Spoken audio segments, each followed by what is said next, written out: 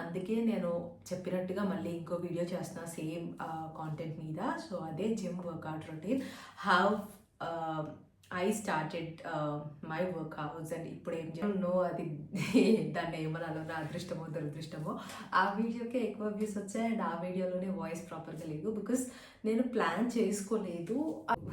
జిమ్కి వెళ్ళాలి అంటేనే ఒక పెద్ద గగనం అయిపోయింది. ఎందుకంటే నాకు అర్థం కాలేదు వీటన్నిటికీ ఎందుకు ఆల్ ఆఫ్ అ సడన్ ఇంత పెరిగిపోయింది డిమాండ్ అని చెప్పి. జిమ్కి వెళ్ళాలంటేనే వాచిపోతున్నాయి.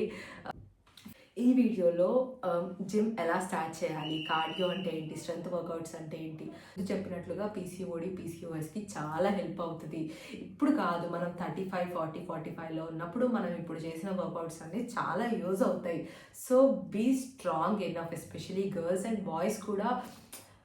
ఏదో ఇప్పుడే ఏజ్ అయిపోయినట్టు బిహేవ్ చేయకండి. మీరు తింటే తినండి, తిండి కంట్రోల్లో చేసుకోమని చెప్పట్లేదు. నేను అందుకే స్టార్ట్ చేశాను, ఎందుకంటే నాకు తిండి కంట్రోల్లో ఉండడం నాకు అస్సలు అవ్వదు.